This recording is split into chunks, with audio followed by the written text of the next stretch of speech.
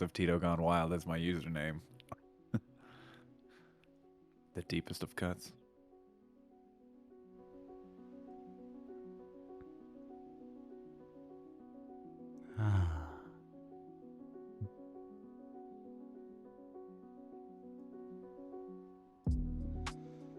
Welcome to Best Boys, a film podcast.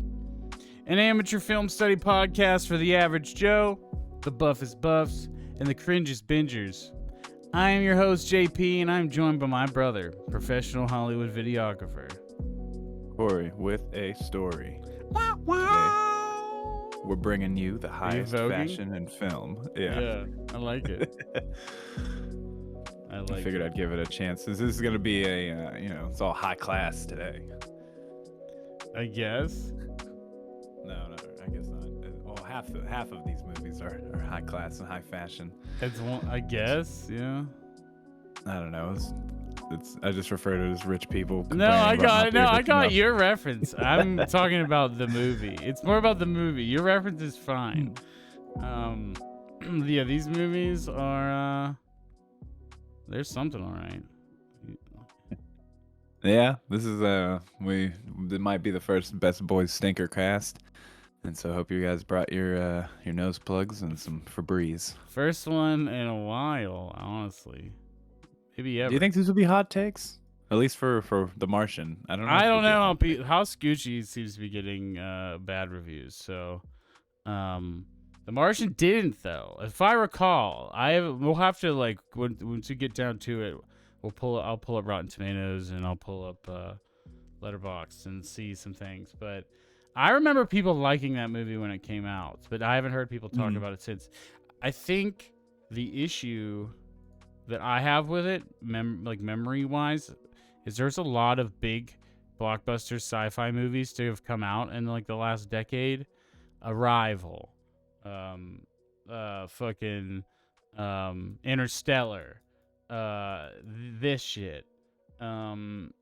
There's more. I know there's more, but they all kind of get marketed similarly. They look like these big sci-fi epics. Annihilation's not that, but it's kind of like that. What do you? Yeah, Alien Covenant. No, get off the goddamn aliens.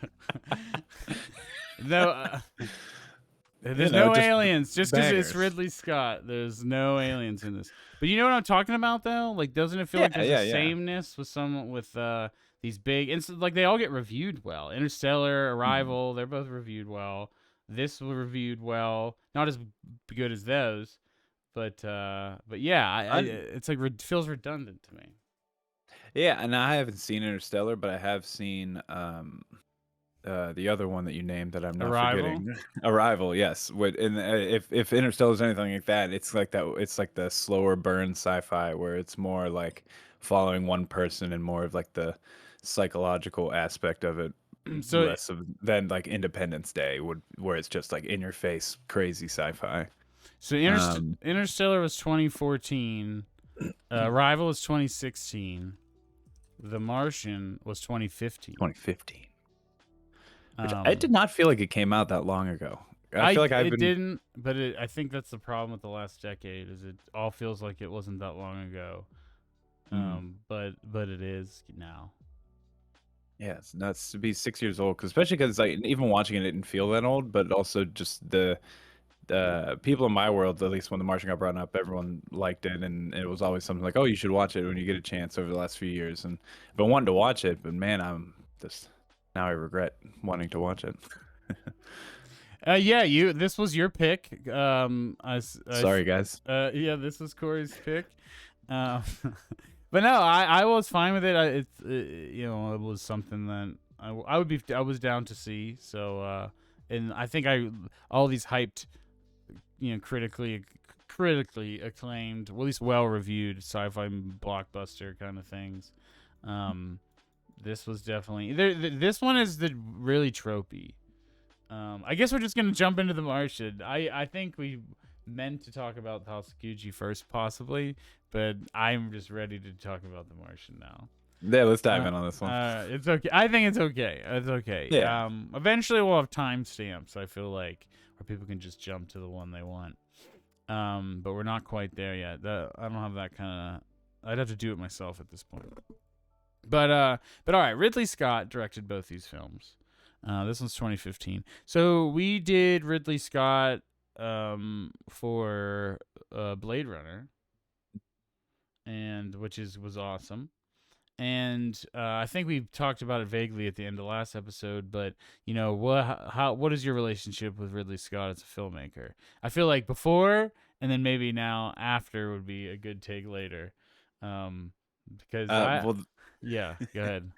I'll hold my tongue on the after then, but the Yes. before though, I've always liked Ridley Scott as a director.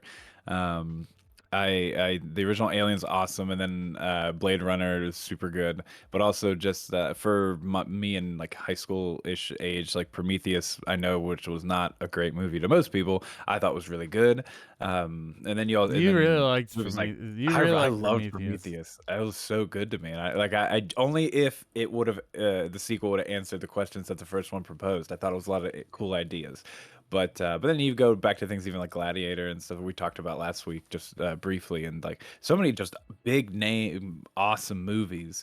But then it seems like in the last like from the 2000s on, it's like a steady decline in more of a finding the same style of shooting where The Martian looks a lot like Prometheus and Alien Covenant, but red instead of blue in terms of because Ridley Scott does tons of practical effects for everything. He tries to stray away from CGI on stuff, and that really reads in the way that he shoots and the cinematography style that he has on his pictures. Really, at least for the sci-fi, are starting to feel very samey to me. But with this one, it's samey, but take out all the action, and it's just. I think the 2010s have a problem where a lot of the movies look similar in the aesthetics. Their vision of the future is similar. Yeah. And like the aesthetics and how like the architecture and just like the designs. And you can Mm-hmm. probably say that about the 80s or the whatever, but or the 70s. Definitely, you could probably say that about the 70s. Or what? But I don't know. Just go. I want to just go through the hitters because he's got a lot of hits, but he's also got some misses in there. But I want to go through the big ones. Obviously, Alien, Blade Runner. He did Legend, the fantasy movie in the 80s. Thelma and Louise, G.I. Jane, Gladiator, Hannibal, Black Hawk Down, Matchstick Men. A few years later is American Gangster. And then you were talking about Prometheus, Alien Covenant, The Martian. Now we have his double feature that was Last Duel and House of Gucci. I wanted to reiterate that we wanted to do Last Duel for this episode. I just couldn't get a hold of it in time. I feel like it's a missed opportunity to not be able to watch the movies at the same time. Because I literally waited, if I would have known I wouldn't be able to watch Last Duel, I would have just watched it first. Like when it was out, and I guess that's what they wanted me to do. But now I'm probably not going to watch it at all because I don't have a reason to. Because we're probably not going to do Ridley Scott again for a while. You know what's funny about that though? Last night on my I let the Roku screensaver come on, and there was an ad to stream Last Duel right now, and so I click it, being all pissed off about it. But you can't rent it; you can only buy it early access to watch it. Currently, it was $20, and it's like Yeah. that's a lot to spend on just watching a movie once, and I'll probably never watch again. Yeah, I'm fine. We'll live. This one's kind of ended up being a little bit of a filler. But still wanted to see House of Gucci. It was super fucking marketed and hyped up, and I wanted to talk about the marketing for that later. But as far as The Martian, what did you think? He's got a lot of big name movies, but I feel like none of those. I haven't seen Thelma and Louise, which I'd like to, and a few of the others. But I feel like none of those really live up to Alien and Blade Runner for me. Black Hawk Down's good. Like, it's a good war movie for sure. But that's American maybe... Gangster was really good. I don't think it's on the level of those other movies, though. Yeah, Well, I don't think that there's really... I don't think he's captured the heights since that run. I would say probably Gladiator might be the closest to being as Yeah, hyped. I Gladiator's remember that good. being That's the big. other one I was gonna say. Gladiator is a really good one. But well, as far as my feelings on The Martian, though, my initial thoughts, hot takes galore. I don't know how this was nominated for Best Picture, and it was very long and it was very empty, and I thought there were some bad performances, and I didn't like it at all, really. Um, I'm trying to find more redeeming qualities than non-redeeming. That's how bad it is. But it's like the cinematography's great. Like I don't I think it's do love bad. I not don't think not it's not bad. I just like I don't know. I normally like Matt Damon in movies, and I just did not like him in this at all. I felt like Jeff Daniels was phoning it in. Yeah, I didn't like Jeff I, Daniels. I didn't like Jeff I Daniels. I thought they wasted Donald Glover because there's no reason for him to Oh man, be was that like that was when the movie started losing me. As soon as they introduced Donald Glover, which was like an hour into the movie. yeah, and he's just Um, which felt it seemed like even longer because he just shows up and he's just like, "Hey guys, I need more coffee. I figured it out," and then he's gone. And it's it. He's literally there to just yeah, complete the plot. honestly, his Like character didn't need to be in the film at all. If you could have the no, team figure that out, and then like mm, the Chinese stuff, which yeah, wasn't give it a to big Benedict part, Wong.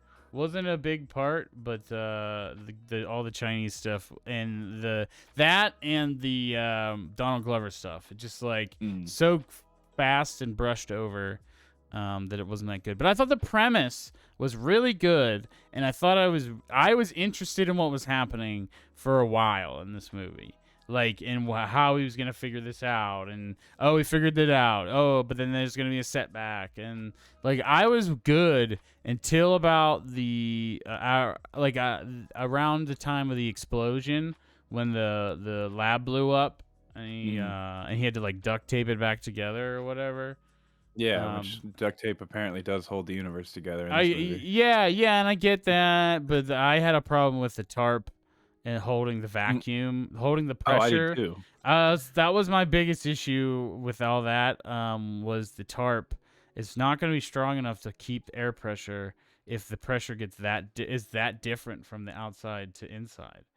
Even Like if it's some fancy like NASA tarp, like still, and like how crazy the wind was whipping when those storms, like a rock could easily rip through that. Like it yeah, didn't make yeah. any sense. That was the part that I did not agree with. I thought he was fucked, and I was like, "There's no way he's getting out of this." And then he just duct tapes the tarp to the hole, and they repressurize, and that was that. Yeah. Um, Same with because his there's suit, the crack on his in his helmet later. that one I Duct was tape. more fine with because it's a smaller crack. It's not a giant Yeah. gaping hole that wind is whipping in, and the air pressure is gonna be like it's at least a tiny crack that you could seal with something. Um, But it's funny because in the Gundam universe, when they have tears in their spacesuits or in their helmets, they literally have a special tape that they put on the hole to repressurize the suit. Um, yeah, it's literally from Gundam. Nice. But I don't know. I just felt like a lot of the stuff I felt like was given like apparently this has a lot of like scientific research that went into the movie to try to keep it as accurate as possible, but some of this shit just seemed so unreal. Like what he's at one point in the movie he has like a nuclear reactor in his back seat chilling, and I'm like, wouldn't he was there for 500 some days, wouldn't he die from radiation poisoning? Like I think he said it was just slowly leaking, so like it wouldn't kill him. it was enough to make him sweat in the Like car. I don't know. That's a lot of heat. long term, it was supposed to be fine, or like short term, I mean, it was supposed to be fine. So I don't know. I'd have an issue with that. That one I was like okay, but it was like the movie kept making me make these leaps of belief. Yeah. That's how I Um, felt. but I really did like the first. I liked the premise, and I liked the first hour, and I liked this. I didn't hate the setup. I thought it was interesting that the crew is like all famous people. But then I was like, I knew it was a red herring. It's like there is way too many famous people for them to be in the movie like significantly. Like this budget would be crazy if you're paying all these people. Yeah, I was right because they were gone immediately. Uh, for a good like hour of the movie, yeah, they're just completely absent, Well, and that's then they just fine. get I little never. bits. That's not Yeah. an issue. That's not a problem. I just expected. I That's what I expected, and as it's like you're not paying. Um, what's her name? Who plays the Jessica, captain? Jessica Chastain, I I think always her name. confuse Jessica Chastain with um what's Ron Howard's Bryce Dallas daughter? Howard. Yeah, Bryce Dallas Howard. They're redheads and they look similar. I can see that. It's beyond the red hair, it's the faces. Mm. Um but yeah, I think this movie wasn't that bad. It just if it was a lot shorter. I think it would be good if it was shorter. Like that was my main thing. Like it would be Yeah. it would be a solid 3, entertaining, fine movie to watch if it was 2 hours or less. Mm. But the fact that Agreed. it is 2.5 hours, and honestly, House of Gucci, well, its length is an issue too, but I don't think it could be contained in a smaller movie. The story is too big. Whereas this, uh, it's trying to be it's unnecessarily too big. Like I feel like there Mm. is story that you could take out. Like you're willing to fast forward years. They literally fast forwarded years at one point in the movie, but then they Mm. like hang on like certain tasks taking a really long time. It's just like what they choose to spend their time on in the movie Mm. is what boggles my mind. And the second half is so bad. And it's not like bad like acting, it's not bad cinematography, it's not bad. The movie's still made well. It's just like not interesting. My interest, like I think I said this to you, and I put this in my Letterboxd review, is that I was interested. The premise had me. The movie had me. I was cool with it, and I wanted to see how it went. And then at a certain point, the interest just started falling. And as the time got longer and longer, my interest hit the fucking ground, and I was checked out for the whole ending of the movie. Yep. The way that I went into this movie was because I didn't see previews or whatever, just through really word of mouth and then knowing the nomination stuff. I came into it thinking it was going to be darker and more like of an emotional thing because it's a man trapped on Mars by himself. And this is not that with all the lighthearted, upbeat music. This was like supposed to just be like a fun. I I'm thought it. now seeing it as like a fun movie. I thought it was Castaway in space, and that's kind of what it is. Gotcha. I've never seen Castaway, And but Castaway is not. It's light too, but not quite as light. It's like fun survival, and this is definitely like fun survival. yeah, everything with like the music and just his demeanor, like I never believe that he's actually concerned that he with the fact that he most likely would die. It seems like And he's like he's like he's he's like okay, he's accepted that his fate, but he's gonna do his best to beat it. Like he's determined. I think that's the whole thing. Is he's optimistic, but also realistic. Does that make I sense? just yeah, but for me it just read as just too much optimism. Like it came off to me as if at no point did he ever doubt that he was going to like be able to do one of his ideas. He was just like, I think he's like, oh, well, I'm just going to do this, and then he does it and it works out. And then Not even all. if when It he does doesn't get a minor, always work out. he does have some minor setbacks, like when he blows up his potato farm thing.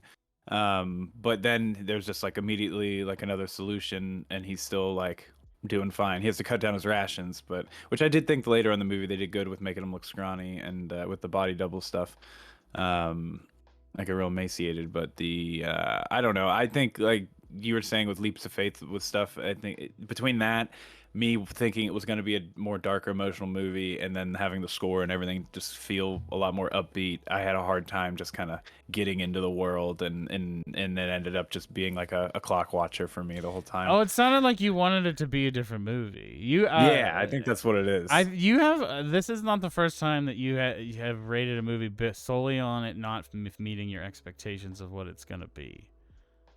I mean, I don't know. I just, I don't like it. Even as it is, is that I wrong? don't like it. Is that incorrect? Yeah. No, I don't think it's incorrect. That's definitely like how I come out of a movie and my thoughts on it, just based on how I feel, regardless of everything, is just kind of my first jumping point, for my opinion, and then I just kind of deconstruct and go from there. Well, I mean, you just said that was like is that the because I think that's you gotta go into it with like a clean, more of a clean slate, instead of Yeah. what you think it's gonna be like. Because I think the I mean, it expectations can color how you feel about a thing.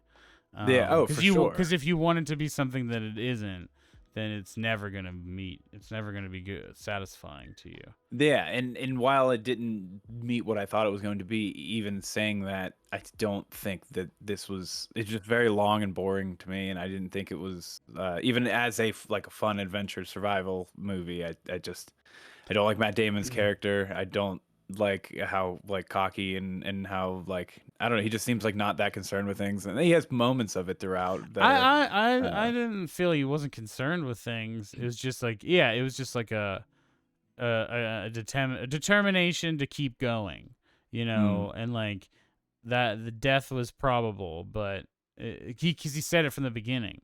That was the whole mm, setup of the film, as he gives that long thing. This movie does a lot of showing, or a lot of telling and not showing, and then it does the things it does choose to show. I think are weird because of the time skips and everything. mm, Um, but no, I don't have an issue with any of that. I think that he becomes there are specific lines in the performance of the lines that make him sound like a douche. That like I could see the line is written working a different way, but it's almost like the way he said it is really unlikable. And he's just like "fuck you" to people and whatever, which is he's like it's not that he's abrasive. It's just like it's like a he's like a jock. He's like a jock mm. douche. Yeah, pretty much. I mean, that's another reason I just don't like it. I just don't like him. It's uh because with a lot of bloated movies, like, you could say that it's like, oh, it's because they held on this shot too long or whatever. Like, there's everything in this movie kind of like it flows at its pace and it keeps the same pace, and I don't This feel like movie any is a better individual. pace than House of Gucci. This movie is better Mm, paced, in my opinion. There's shit happening all the time. It's not like dwelling on things and we're like ruminating on things. It's just like it's moving on to the next idea, always. yeah, Whereas but where House of Gucci is meandering. I It just interesting. wanders. It just wanders around until the end. And if you know the Uh, history, then you're just waiting for the end to happen. well, I'll talk about my take on that when we get to there. But but with this though, I can and also I had the same critique of House of Gucci. It just feels like there's no individual scene necessarily feels too long, but there's just too many padding it out to the runtime, and it's little things that could just be cut here and there, The, and not that's necessarily like. that's my issue with it. It's not like I don't think anything that is included is like without like the. It's Mm, not that there's no substance in the things that are added. It's just too many things, yeah. and makes, like I said, it makes you not care anymore. I actually cared about the story, Mark Watney and the crew. I did want to see what happened with these people. Like that's why this movie is better than House of Gucci to me, because I cared. I literally cared about no one or anything in House of Gucci. Nothing. I was into it from maybe the beginning, and then it just became like I'm trying to understand who I'm supposed to root for here. Who is what is this even movie trying to be? Where this movie has a clear vision and it's trying to be something. It just doesn't. I think there is a better movie in here, and I just can't Mm, say that about House of Gucci. I think that is why they're different for me. Like that, we are mm, reversed. I saw this movie. Like neither of them are great, and I don't even consider Martian good because it ended up being so. Like I think I would have, like I said, gave it a 3.5, or I remember gave it a 3 out of 5. I mean, if it was, not so bloated.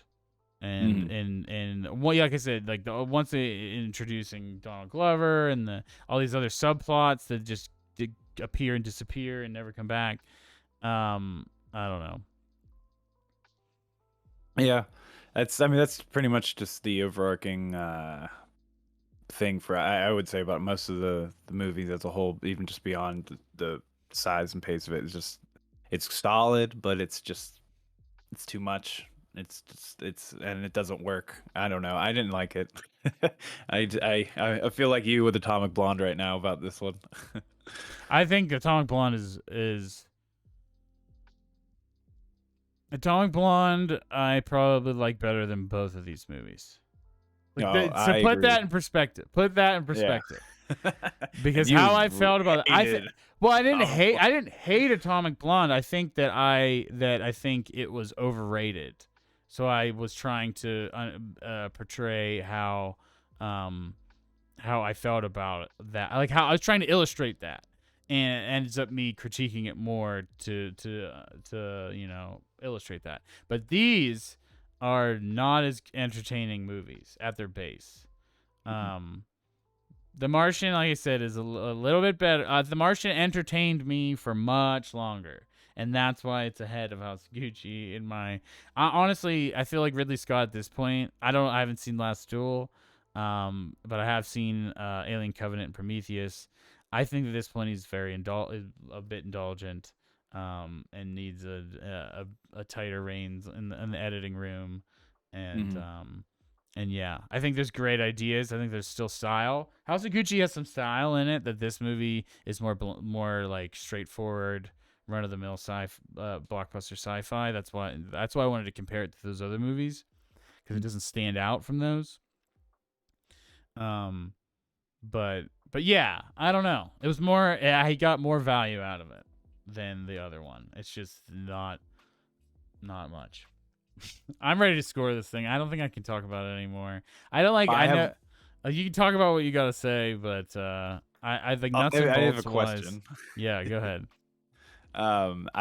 This is my main note. I wrote it in all caps, and I want to know your thoughts. So does Michael Pena just hate his family?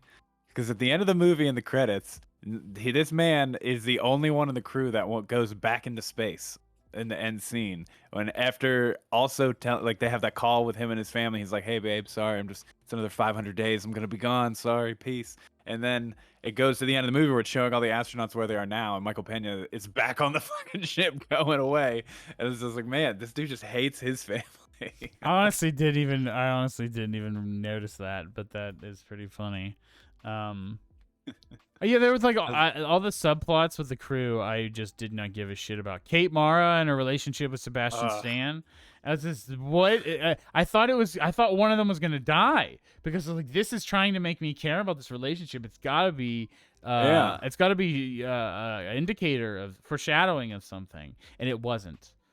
And then I was like, oh, Jessica Chastain is gonna sub in to save Sebastian Stan, so she doesn't lose. They don't lose their love, and Jessica Chastain's gonna die, saving Matt Damon. And I'm like, wait, it doesn't make any sense for anyone to die, because You're not wrong. It doesn't. No one's gonna die, because it would make no sense to even come back from him in the first place if it was gonna kill other people. They wouldn't end it with less people alive than they originally had. I disagree. I think that if you had the whole thing about it's coming in at 11 meters per second, and Sebastian Stan's like, I'll make it work, and then he goes out there and like dies somehow. Yeah, but like gets fucked up enough to like make it home in a coma, and they still rescue Matt Damon. But like Sebastian Stan's gone, and it's the whole like, was it worth it? Because we traded a life for a life. I think you wanted this movie to be dark. It just wasn't gonna. This movie wasn't gonna do that. It's not that dark. You want this movie to be dark. You wanted this movie to be dark. I want it to be real. There's no happy endings all the time in real life, especially when how many sci-fi movies like Armageddon? I mean, people died in Armageddon, but this movie reminded me of Armageddon. Like the vibe just without of the emotional stakes, because no one dies. Well, the emotional stakes is bringing home the Martian. Bringing home Matt Damon is the stakes. Yeah, but like just over the halfway, almost 3/4 of the way through this movie, I figured out like no one, like he's making it out no problem. Like this is. Well, that's because the type of movie. This is like an almost Disney level movie. That's how I feel about it. I feel like it's just like a low adult R, Disney high movie. PG-13 Disney. It's not R. It's like, no, I'm saying like I thought there was a couple F words in this one. No, they bleeped every single one was bleeped. Oh yeah, you're right. They would cut to the outside. It's PG-13. The movie was PG-13. I have it up. You gotcha. Well, anyways, adult Disney. Yeah, I don't know. I didn't like. I personally don't really like Kate Mara that much, but I extra didn't like her in this. I Was loved her in House of Cards, but I haven't seen her in anything I liked since. I think because How everything I see her in, she just seems like the same House of Cards character, and it just have seems you all the seen House same. of Cards? Yeah. Oh, I've seen every season with the final Oh, one. man, she's so good in that first season. Yeah. Oh, House of Cards. Yes. Everything I've seen her in since then, I feel like it's just the same character. Yeah, Like, they're like bland. They don't. I don't. Bland is definitely the word I'd use. We're team yeah. Rooney Mara over Kate Mara. But yeah, that's What are you giving it? a 2.5. Oh my god, what did you give House of Gucci? You freak. Do you want to know? No, but that means you gave it a decent score. If you I like it just this it's just less, I like House of Gucci a little more than that. That but yeah, doesn't mean but House I of gave Gucci. this 2.5. Yo, you gave this 2.5. Oh man. Yeah, that means that means that you kind of liked House of Gucci. Yeah, I didn't. I have a lot of issues with it. I probably won't rewatch it, but I didn't. Get I the liked it fuck more than this. out of I didn't here! mind it. Get the fuck out of here! That movie is horrible, dude. Oh man. Well, I guess let's just jump right into it. Oh my god, dude, that movie was Well, we'll so see. fucking My scores bad. usually change by the end of our thing. Yeah, I mean, like, I'm fine with agreeing on the Martian, but I'm just scared about how much we differed on House of Gucci because this movie sucked dick. I didn't Okay. think it was that bad. It returned to the king to me several times, which pissed me off. I don't know. What do you mean by that? Lord of the Rings: Return of the King, where the movie fades to black, I think 3 different times in the last half hour, and you think it's over, and it's Oh, not. I didn't see that. I didn't think it was going to be over until what's her name got the place back. Well, I didn't. I knew nothing about the story going in. I mean, it's just regardless. That was the trajectory of the narrative. It was all about Lady I thought it was Gaga going to end getting after the Tom shit Ford back. show. No, that would like, be that would be make no sense as an ending. It would just end well, abruptly. it's Like the fact that the narrative is that fucking muddled that you think it could have just ended there is just more support. Because not knowing anything about it, to me that's like, oh, this is the revival. Like this is the comeback, and it's just like, and then Gucci is how we know it, or some shit like that. Oh my god, that'd be even worse of a film. That'd be Well, worse. that's why. Like I didn't know about the hitman job or any of that stuff was good. Like, the hitman job was horrible. Oh man, that was so bad. That whole scene is so horrible. Bad. Lady Gaga goes well. What first? Let's just talk about the cast and the performance. Let's do the cast because I think this movie is for anyone's personal opinion of whether they like this movie. It depends on how you feel about the cast and these performances because I feel that they have to be divisive. I thought these performances were not good. I thought that everyone or just specific people. In general, not good, but in specifics, like the people that weren't even that bad, everyone had bad accents. Al Pacino probably had the least bad accent. Agreed. Jeremy Irons was the worst. Jeremy Irons was the worst. So you'd have a scene with Jared Leto and Jeremy Irons talking to each other, and they would have different Italian accents. So I said to Kory, I messaged like, "Oh, I guess this is the Italian American, the American Italian accent, not Italian American, because they're Italians." This is the American Italian accent, and Jeremy Irons must be the British Italian accent. Wait, I'm gonna be real with you. I didn't know Jared Leto was in this movie until you said so. Shut the fuck up. I swear to God. Oh my God, I hate you. I didn't see a single thing for this movie going in. I hate you.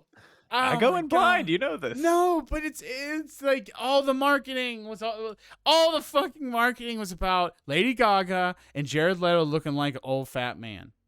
That was what it was all about. Jared Leto was on late night interviews. It was all, oh my God, he doesn't look anything like him. He doesn't look anything like Jared Leto. I can't believe this. You're blowing my mind about this movie. Maybe no, it's blowing my mind. This is it's okay though. No, there is no disrespect here. Well, no, But I go in blind, I'm but just making sure that's man, clear. wow, Jeremy Irons. I like Jared Leto's Shut the Paulo. fuck What is his up. name? Paulo. Oh my god, he Even sucked. more. Oh my god, he sucked.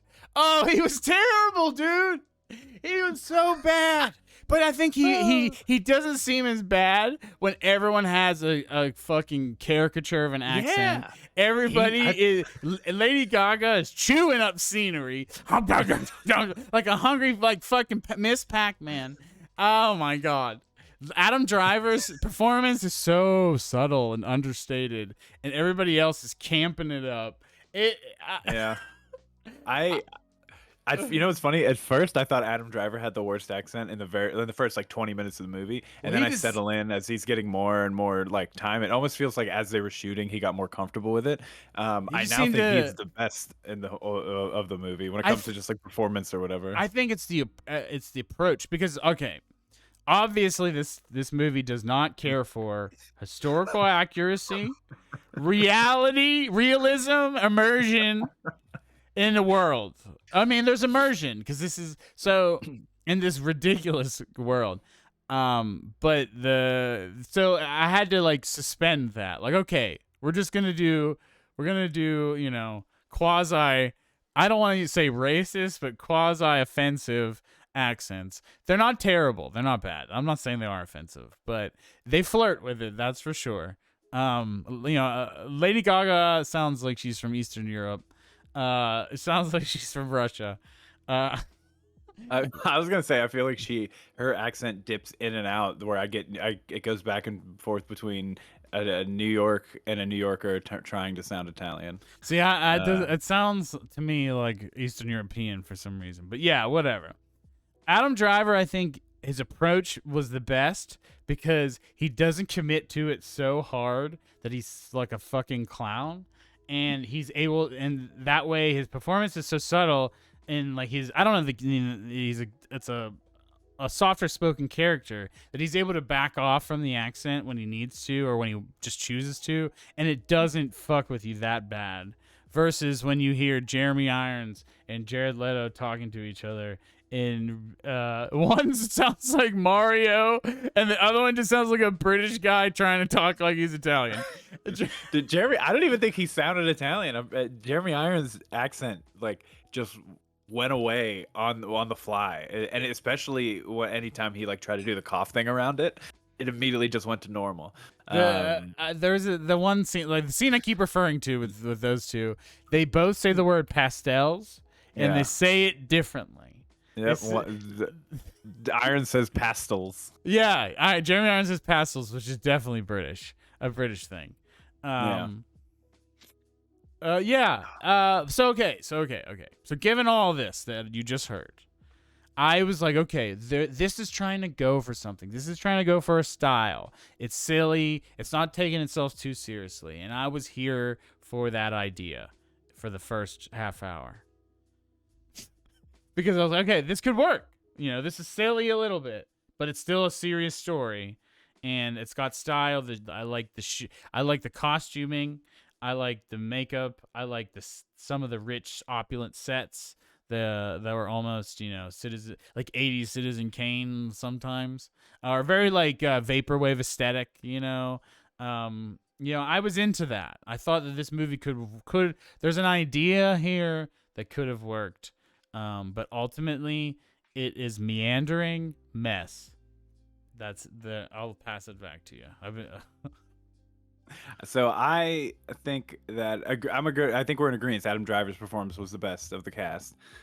He's probably the best actor of all these people. I mean, oh, for sure as well. But just as far as this movie's concerned, Jared Leto. Now knowing it's Jared Leto, I didn't mind his performance. I know it was definitely silly and whiny and crying like a little baby. But anytime he had anything with Al Pacino or Jeremy Irons, though, I was like into his little thing because I was just like, man, this dude's he's just that in nuts and up his own ass about his shit and his browns and pastels.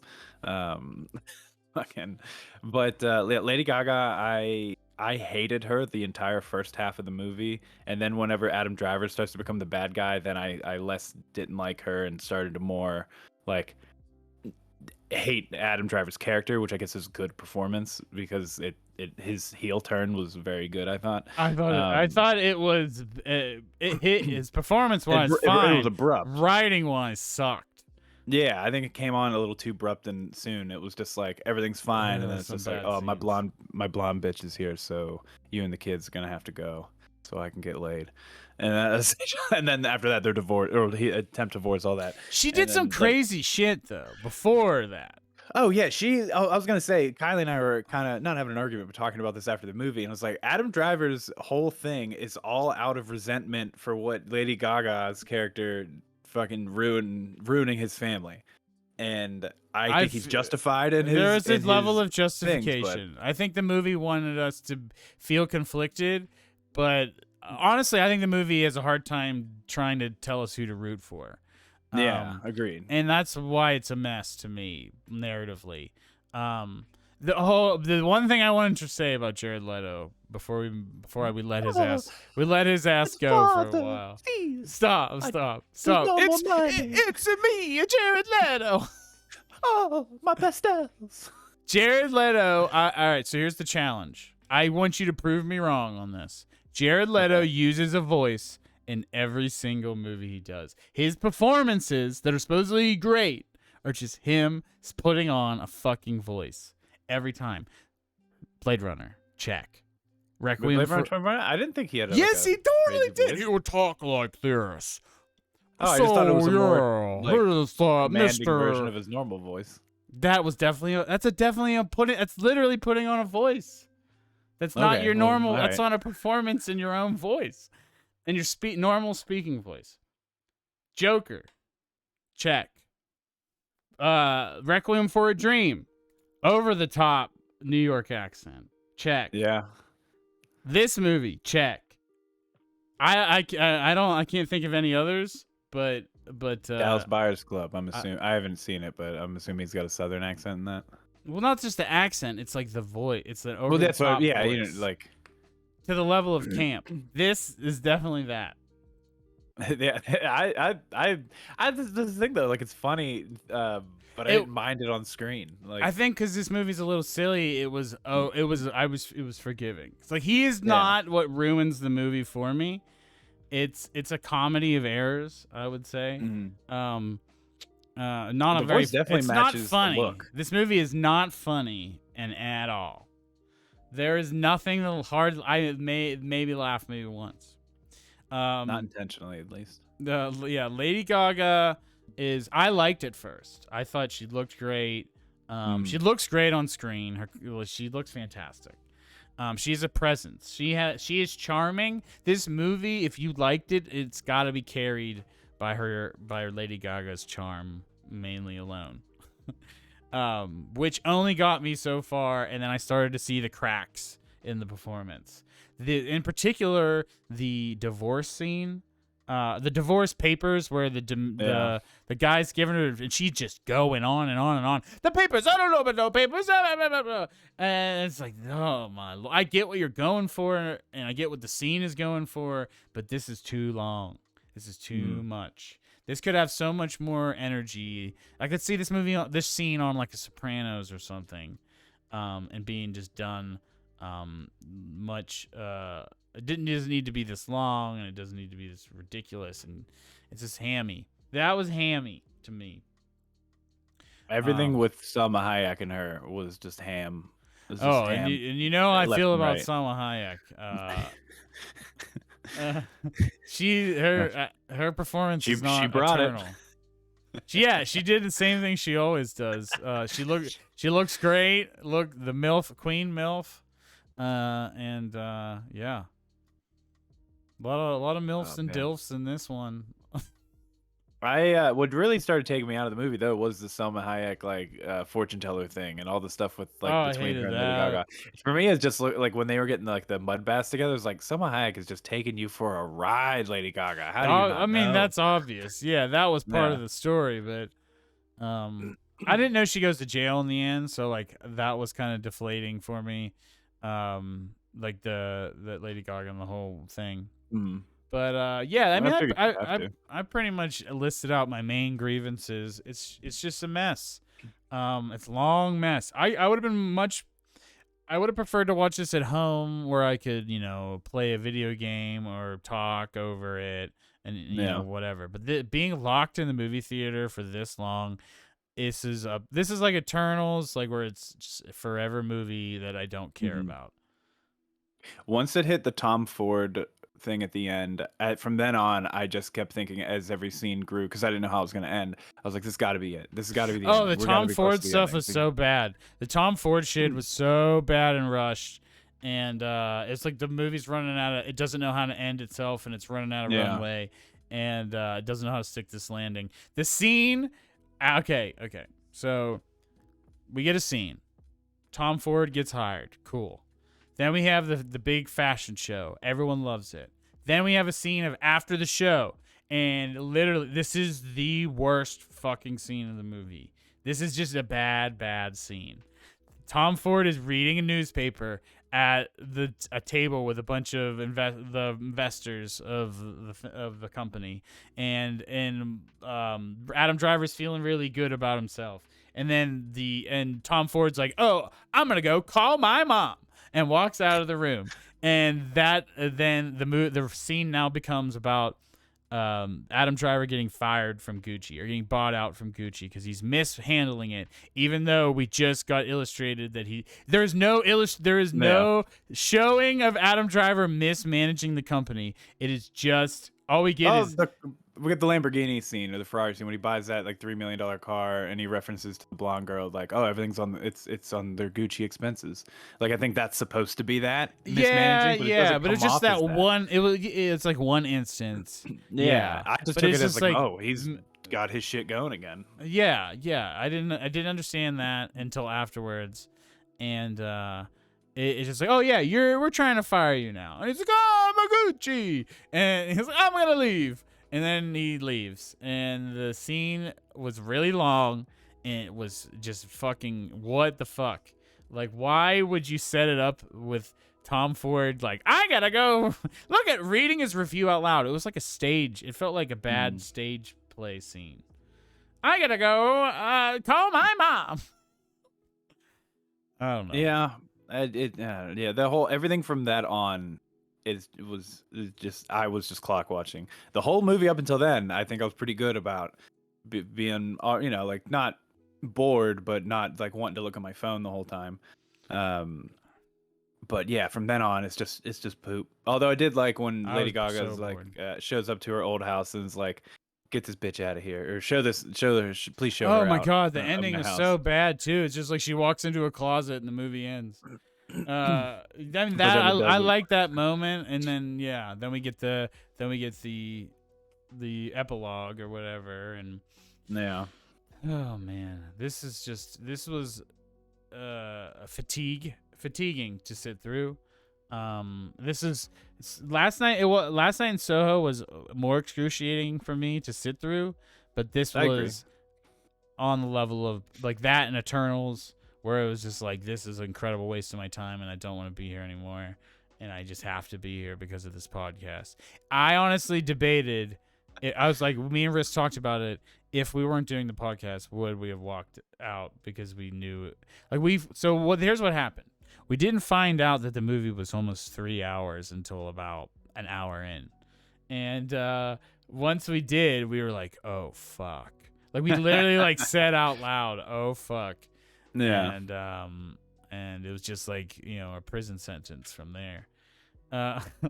You're in detention. I wanted, and we didn't do that. I really wanted to like the movie, and I thought I was liking the movie, and then it just like slowly it revealed itself that this movie sucked. And I think there was a point when I looked over to Riss, I'm like, hey, this movie sucks, right? And she's like, yeah. Yes, it does. You are correct. This might be the worst Ridley Scott movie I've seen. Yeah, I'd say Alien Covenant might be worse for me, at least. I think that's the problem with franchises, and I think that's why they keep making franchises, is that the lore of a franchise will carry me through a bad movie. Mm. Whereas this has nothing to interest me.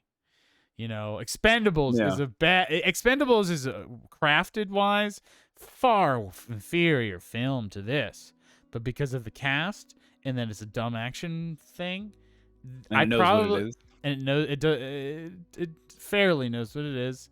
It doesn't take itself too seriously, but boy, I probably get more entertainment out of that than this. Yeah. This is down I there. This is down there with the worst of Best Boys. And I want to bring up. I updated my rankings because I realized I hadn't added like 6 episodes to my rankings. So if we wanted to go dig into that, we can. But What is there anything else you want to talk about with this? I wanted to bring up. We didn't really talk about Al Pacino. Earlier also know how I podcast, feel. You also know how I feel about Al Pacino. Yeah, I liked him in this because this is like it's one of those things where you don't cast Al Pacino to play a role. You make a role that you want him to play because he does the same thing every time. And I thought he fit this in. I mean, this is his thing. He didn't Italian dude with he wasn't screaming or anything. Yeah, it was just like a nice. I thought he did good. I like the stuff with him and Jared Leto. I thought that was fun and funny. I thought that's where all the comedic relief in the movie was just between those two's interactions. It wasn't very especially funny. whenever Jared Leto sold his shares and he's just like, "You ruined me. I'm dead," and he just hugs him and goes, "You're such an idiot, but you're my idiot. Yeah, You always yeah. be." And I was like, I thought that was fun. And a little slightly heartwarming, but the whole middle of this movie is just such a blur. It's like I remember them all the way from the truck stop to them becoming Gucci or whatever, but then it just fast forward to the snow scene, and then I feel like everything in the middle. Oh is my just kind God! of Well, bullshit. there's multiple plot narratives that are poorly done or don't go anywhere. The whole forging the note thing, and then the cops come and raid their place, and we literally find out nothing about what happens to that. He just who forged the? Lady Gaga did. We know that, but that's why he ran into the snow place, and then it just never comes back again. I think it does briefly in a line that it was fine somehow, but it just drops off. And like, oh, this is supposed to be a big deal. We got to go to the snow world, and then gone. I just live here. I just live in Snow World now. Well, that makes me now. I didn't really realize it was her because I kind of slightly believed her when she was playing it off that like she didn't know what was going on. Yeah, she's a liar. Yeah, that makes way more sense of why he was just like, yeah, that's the last straw. Fucking, we're divorced. Yeah.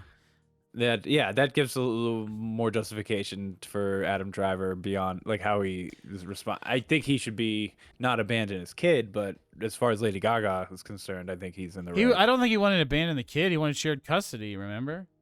He did, but then she was saying things like you haven't seen her in weeks, and he's like, "Oh, I'll see her in 2 weeks," and I'm just really busy and like that kind of stuff. But that's like you're just painting the I'm too rich to see my kids, trying to character out of him because he's like power tripping or now. Yeah, it's trying to make you root for Lady Gaga a little bit on some like girl boss level, and it just doesn't work. Yeah, it's unclear about who we're supposed to root for, and then it's by the time it's clear, the movie's over. It's too late. Yeah, and she girl bosses her way too close to the sun by trying to murder Maurizio. This is all it's all so bad. The scene, the scene with the leather jackets was not good. Oh my God, it was the worst thing in the movie. Everyone in that scene looked terrible. Everything was acted terrible, and I understand. It looked like a pickup day with second unit because it was just like 2 inserts. It's very bare bones. Yeah, it was very bare bones. And everyone just looked like they didn't want to be there. I will say that I like the score a lot. I mean, there's the trope of overuse of pop music to illustrate the time more than showing with things.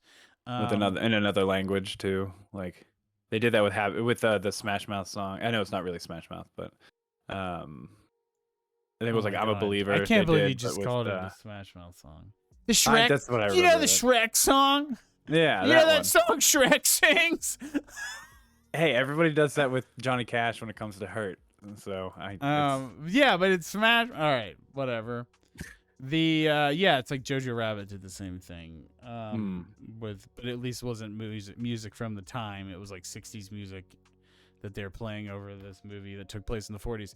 Yeah, it's just bad. I wanted to say The Martian relies on tropes of like space movies a lot. And this movie has some biopic tropes. Um, but yeah, I didn't care for this at all. There were things like I the anything I'm giving it is because of like just Lady Gaga's charm, and I like Adam Driver. And Yeah, Adam Driver carries most of the reasons why I like this movie. I think my final things to say of it were I have written here that I wanted more of the those like black and white sections where they're supposed to represent probably like a famous photograph that was taken at that point, well, but they they're just like kind of photo happen. shoots. No, they're like photo shoots.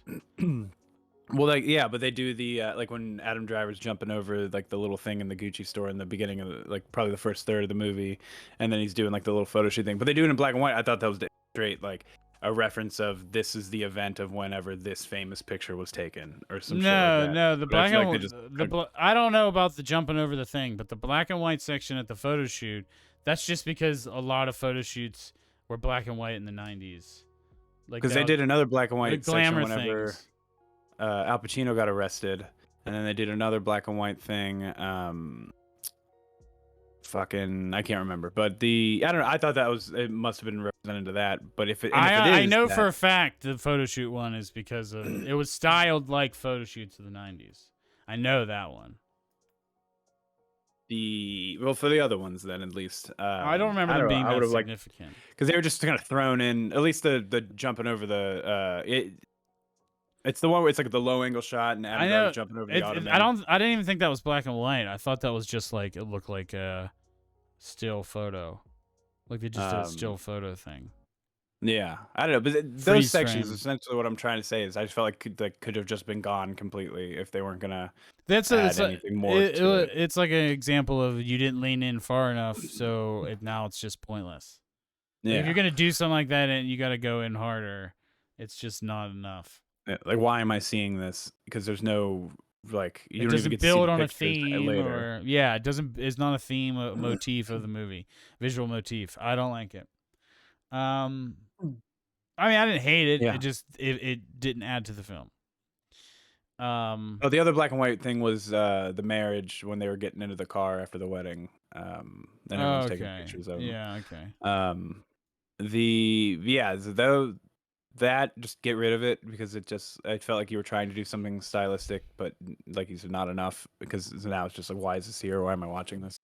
Um, and yeah, I mean that's pretty much it. That's all I got. I like it more than you, but it's just too long, and the whole middle is just so muddied. It's just you spent what feels like an hour and a half just trying to get the family to give up their shares, but it's just done in such a long way, and then everyone's just are yelling at each other in different scenes when this all could have just. I know it's supposed to be historical or whatever, Not but like it's not not. very honestly. I don't know. It's just too much. It's This too movie much. doesn't know It's what it wants to be. This movie doesn't know what it wants to be. It doesn't know what it's yeah. trying to do. It doesn't know who you should root for. Um, it's just it's a lot of ideas that and they tried them, but they don't seem fully fleshed out even to some degrees. Uh, yeah, a lot of half measures. It's I don't know. I didn't like Even it. from a cinematography standpoint, I feel like this was shot fairly boring, fairly safe. There's nothing. There was a couple things that I thought were interesting visually, just like aside like visually in general. With some of the like I said the sets and the costuming and whatnot, but it doesn't get you through either. Yeah, this is where what I wanted to say earlier, where I'm starting to see the how his movies have a look and and a style of how he does them, and it's like even going between the Martian and this one, especially since they're very similar in length, you feel the like how he paces things and stuff, and it's a lot easier when you've got one person, it's one solid like one story essentially with the Martian because there was no really big plot in that movie. It was all just let's get this guy home. A lot more focused. Where this is just I don't know. I feel like I would have rather just glossed over the family stuff more and just had it been more about the actual Gucci business, maybe, and less about just everyone behind the scenes just trying to get each other's shares, because there was no like crazy shit really happening other than just like, oh, taxes, guess you're going to jail, like, and then obviously Adam Driver gets killed in the end, but like other than that, it's just really no, it didn't feel high stakes. Nothing felt like that crazy. The narrative's a mess. Yeah, that's what it's all. It's a mess. This is a mess of a mess of a film. And it's not an entertaining one. I thought it would be. I went into this thinking it would be an entertaining, expensive mess, grand mess, and it is not. It was. I mean, it was not entertaining. It's just a mess. It was a long, bloated, boring mess. And I hated it. Well, it is what it is. I'd rather watch Atomic Blonde 10 times out of 10 over this. Oh, 100%. That one's got style. Like that one's got that's a ride. It has you know what I mean? Like it's got good sequences and yeah. Anyways, I don't know how that movie became the barometer for me, but I guess I think I brought it up because I said that The Martian is my Atomic Blonde. But yeah, I don't know. You ready to? You have anything else? I'm giving this motherfucker a 2. Okay, I see it and completely understand it. If we could give like 0.75s, I would give this a 2.75. But if not, I'm gonna give it a 3, just because I like Adam Driver alone is enough to make me like this movie more than Matt Damon. I don't understand. And I feel like even though it is muddled plot wise and stuff, there was enough going on in House of Gucci that I liked Al Pacino. I like the more in House of Gucci overall than The Martian, and that was enough for me to like it better, but not by much. Like I don't think I don't know. I'd probably recommend, I guess, The Martian. I don't know. Wait, how would you recommend The Martian? No, because I'm trying to think if you want just like a feel good movie or something, but like it's so boring. It's an easier watch than this. It is an easier. It's not an easy watch, but it is an easier watch than this. That's what I think, and that is my sole reasoning for my scores. This was not an easy watch. This was difficult. I had an easier. I watched The Martian at home and had an easier time in the theater with House of Gucci than I did with The Martian. Yeah, well then that's wild. I understand, but man, that's like pulling teeth in there. I get it though. All your critiques, I totally get. They just hit slightly less hard with me. All right. Well, that'll do it. So like, let me pull up my thingy real quick. So I worked on this last night, and I wanted to talk about it today. Where everything ranks so far. I probably am missing a couple, but it says 54 films, so I think we're on episode 27, right? So I guess there should be that around that. So I have House of Gucci at 51, ahead of Last Night in Soho, The Expendables, and Eternals. I have The Martian at 49, ahead of Army of Dead, and below Dune, 1989 Dune. Atomic Blonde is 47, since everyone wants to fucking know about that. You cut out for a second on my end. What is your bottom pick? Eternals? Eternals is your bottom, like very bottom of the barrel? Yeah. I mean, can you see this for yourself? I tried pulling up the stream thing. Oh yeah, I'm not streaming. I forgot I'm not streaming. Yeah, I went to pull it up and it cut out when I turned the stream on, and there wasn't a stream. Let me just send it to you.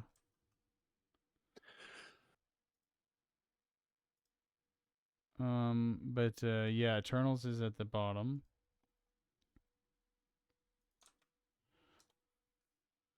Eternals is at the bottom, then Expendables, then Last Night in Soho, then House of Gucci. Then Army of Dead, then The Martian. I think it's wild that you liked Army of Dead more than Eternals. and House of Gucci. Well, because that movie is bad, but it's like more entertaining. It's I would say Army of the Dead for me is on the same level as Eternals, where it's like, and I'm a Zack Snyder fan, but I liked both of them, and like, or not liked, but like they were both okay. They're not I was just great, more but bored. I think the length of Army of the Dead helps it out a little bit. isn't that one 2.5 hours? Oh no, you're right. It is really long. Maybe I'm Yeah, just that was forgetting. my biggest problem with Oh it. yeah, maybe that's why I'm just forgetting how long it was. I think the card counter is worse than all of these. The card counter. No, not worse than all of these. No, card counter's in my bottom 10. Yeah, I think the card counter is worse than Dune 1980, whatever Lynch's Dune. Yeah. Um, I didn't but hate it as much as Dune. I guess yeah, maybe Lynch's Dune should be a little higher. But let's wow, go up to my top. yeah, we could talk about your list for an entire episode. I think it's pretty good though. I There's just some things here and there that I like. I think Mank should be above Five Bloods, and Dread. Yeah, I could see Mank up a little higher. And Lamb. Oh, yeah, that's right. I didn't like Lamb a lot. I didn't hate Lamb, but I liked it. I liked it more than Pig and Dread. I mean, it's definitely better than Dread. I like Dread, but I think Lamb's a better movie than Dread. But I think Pig is better than Lamb. Man, Suicide Squad's I'm at pretty the high. top. The new one. I have it at 32. Not high, but it's higher than a lot of them. Yeah, I'd probably put it. I mean, I think it would be in closer to my 20. I'm gonna make my list. I'm gonna do that. Later today. Do the right thing. Maybe is my number one, but I think I just I think I'm biased towards weird things. So Yeah, so Gummo still is up there. Gummo is so good. Minari's really good. The Killer made it into number 5. That's cool to see. Hell yeah, The Killer is one of the sickest movies I've been exposed to from this podcast. I think I like. Sorry, good. No, I was gonna change things and say I like the original Blade Runner better than 2049. I think. Yeah, I think I do too. First Reform's definitely worthy of the top 10. That movie was awesome. It's like getting a rush of like new emotions, like late stage emotions, late awakened emotions over these movies that we've like sat with for weeks or months now. Yeah, you haven't thought about it in a while. Green Knight, I've noticed that people have not been talking about since it came out, but I really liked it afterwards. So I'm curious if it has staying power. Yeah, some good stuff here. Good stuff. Yeah. Citizen Kane's not my number one. I thought it'd be boring to do that. I don't think it is my number one, but I like it. I think it would be a middle of the pack for me. Jesus Christ. Blasphemy. God damn, Kory.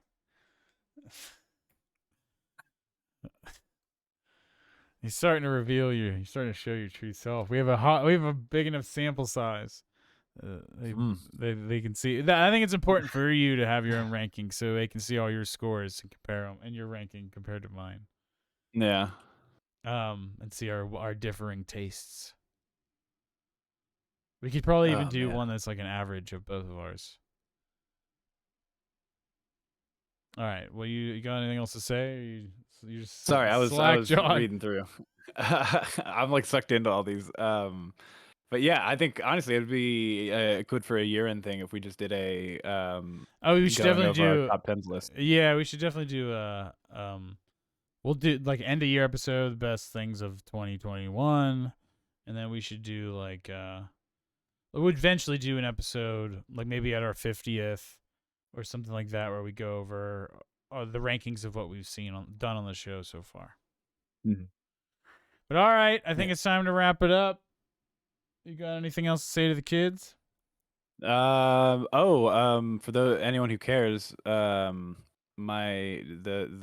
much acclaim for the last one, Rough Pants is now done, and stay tuned. Yeah, So that's all I've I'm gonna say. seen it, and I'm excited for the world to see it. So yeah. But all right, I'm getting out of here. I got a busy day. But you all have a good one. Make sure you like, subscribe, follow us on all the things that you are experiencing this on. And tell a pal, tell a neighbor, tell a friend. And we'll be back. Next week is. I forgot already. Matrix. Matrix. We're already on the Matrix. Doing the throuple. When's the new one come out? No, it's not the Matrix. Next, it's Red Rocket and the Florida Oh, Project. that's right. Florida. Then it's the Matrix. Yes. Sorry. Red Rocket. And let me make sure we're not gonna get fucked because of the indie releases where they say it's out and it's not out here. Mm. I don't see anything about showtimes.